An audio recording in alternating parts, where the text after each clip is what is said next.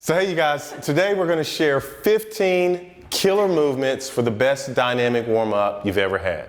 So what is a dynamic warm-up? A dynamic warm-up involves movement. A static warm-up, more like your traditional standing toe touch or seated toe touch, is static. It'll stretch the muscle, but it's not going to activate them in the same way that a dynamic warm-up will. So we're going to share 15 movements that are going to challenge your balance and coordination. They're going to also strengthen your core and prepare you for your sport, or in our case, personal training.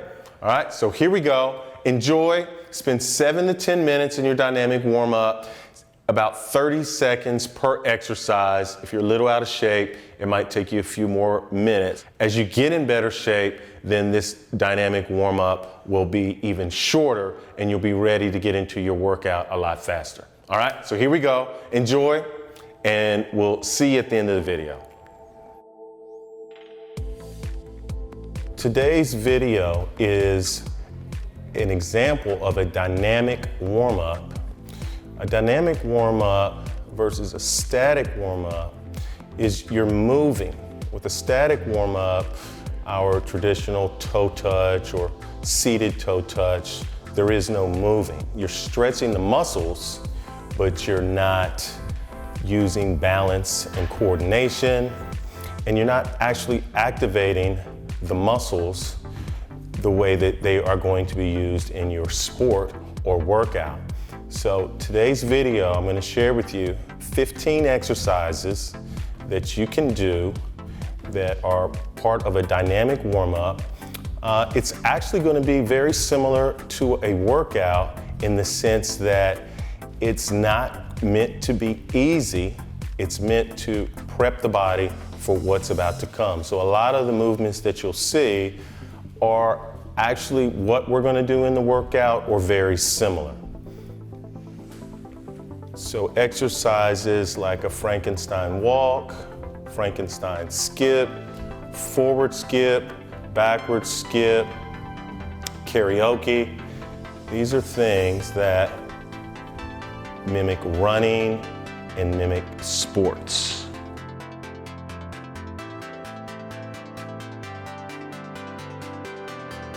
Inchworm. Walk forward about 4 paces. Push your hips back into a downward dog and then walk your feet to your hands and repeat. Yeah, out to a push-up plank position, hips back, and you want to keep the legs as straight as you possibly can when you walk your feet towards your hands. If you have limited flexibility, then walk them as far forward as you can, and then once they start to bend or you want to bend them, then move your hands forward again. With Erin, her flexibility is so good, she can walk all the way up to her hands, but for a lot of us, we'll have to work our way up to that. Lateral lunge, lunging to the side, trailing leg stays straight, and we would like to ideally have the ankle, knee, hip, and shoulder stacked, meaning one under the other. Knee over second and third toe, and we're stretching out the groin area. Stepping back. Here's the balance and coordination coming into play that we talked about earlier.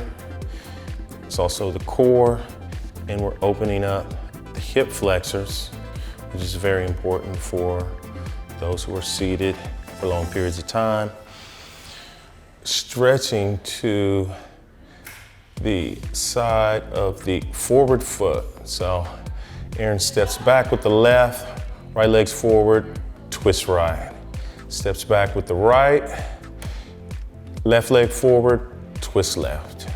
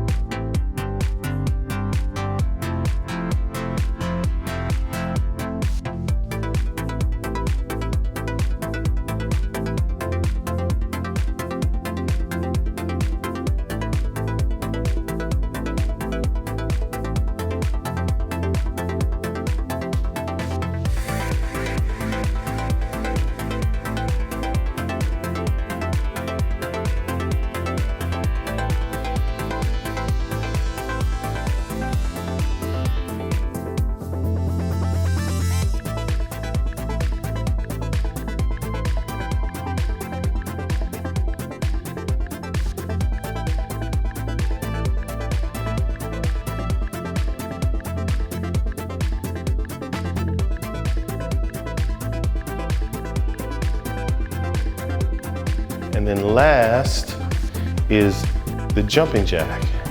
So these last 5 movements, you should spend about 30 seconds each on, and then you're really gonna be ready to go. So we progress the workout from light to medium to more strenuous.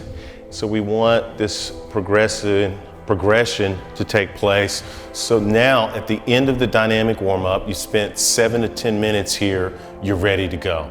So it's a time saver as well as activating the muscles, getting you moving, and challenging your balance and coordination. So we're back. Erin's a little tired now, as she should be. Okay, she's a little out of breath because we just spent 7 minutes demonstrating 15 movements. And the purpose of the dynamic warm-up is to get you moving, get your balance and coordination prepared for your sport or your training, and to activate the muscles that you're going to use. Do you feel like we've accomplished all that, Erin? Absolutely, I feel great. Okay, great. So there it is, your dynamic warm-up. If you have any questions about any of the movements, please comment below, and I'll be happy to get back with you and explain in more detail if you haven't picked up already on what you've seen. Thanks for being with us, and we'll see you soon.